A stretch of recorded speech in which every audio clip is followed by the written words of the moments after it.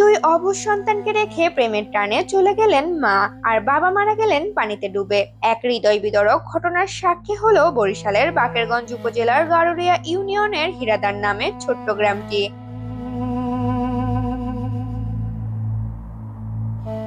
দুই শিশু সন্তানকে ঘরে ঘুমিয়ে রেখে প্রেমিকের হাত ধরে 2 বছর আগে নিরুদ্দেশ হয়েছেন মা আসমা বেগম। স্নেহময়ী মা প্রেমিকের হাত ধরে চলে যাওয়ার পর অবুঝ শিশু দুইটির জীবনে অন্ধকার নেমে আসে। মাকে হারানোর শোক কাটতে না কাটতে কিছুদিন পরেই তাদের বাবা নাসির হাওলাদার বাড়ির পাশের মাঠে শাপলা তুলতে গিয়ে পানিতে ডুবে মৃত্যুবরণ করেন।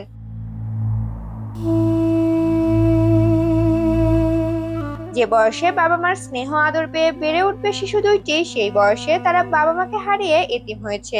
এখন মানবেতর জীবনযাপন করছে দুই এতিম শিশু, 10 বছর বয়সের মেহেদি ইসলাম ও 8 বছর বয়সের মাইনুল ইসলাম। ওয়ালটন আবারও মিলিনিয়ার অফারে ওয়ালটন ফ্রিজ কিনে আপনিও হয়ে যেতে পারেন মিলিয়নিয়ার। মিলিনিয়ার ছড়াছড়ি দেশ জুড়ে, এটা শুধু ওয়ালটনই পারে। চলতে গেছে কোলায়, সাইকেলে কোলায় করিয়ে মরে গেছে, 2 বছর হয় মারা গেছে। তার আমি ওই আটকে চললে 2-3 লই আমি খাই। আমার স্বামী নেই, একটা পোলা ছিল হয়ে মারা গেছে, অনেক দুগুলো আটকে চললে আমি খাই।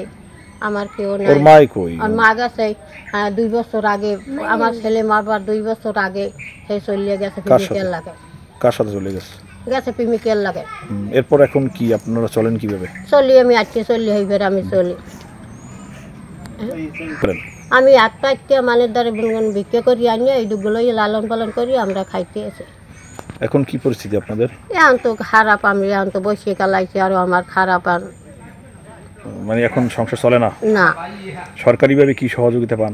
পাই ওই 10 কেজি চাউল, ওই যে সময় দিয়ে সাইকেল 10 কেজি চাউল পেয়েছি।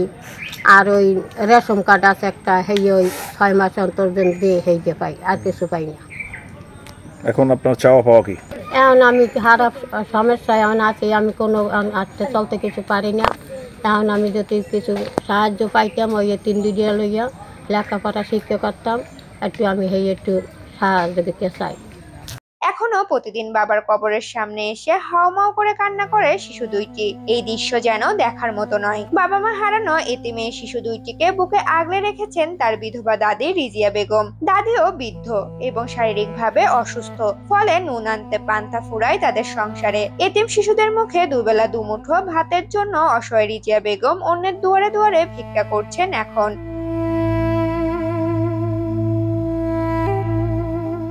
তাদের নিজস্ব কোনো সম্পত্তি নেই, একটি পরিত্যক্ত টিনের ঘর তাদের মাথা গোঁজার আশ্রয়স্থান। প্রতিবেশীরা মাঝে মাঝে সাহায্যের হাত বাড়ালেও তা দীর্ঘমেয়াদে টিকে থাকার জন্য যথেষ্ট নয়। স্কুলে ভর্তি থাকলেও নিয়মিত যাওয়া সম্ভব হয় না শিশুদের। অনাহারে দিন কাটানোর কারণে পড়াশোনার প্রতি আগ্রহ হারিয়ে ফেলছে শিশুরা। ভাগ্যের নির্মম পরিহাসে ঘুটঘুটে অন্ধকারে তাদের জীবন যেন হারিয়ে যাচ্ছে। দুই এতিম শিশুর জীবনমান উন্নয়নে সরকারি সহায়তা চেয়েছেন ভিক্ষুক রিজিয়া বেগম।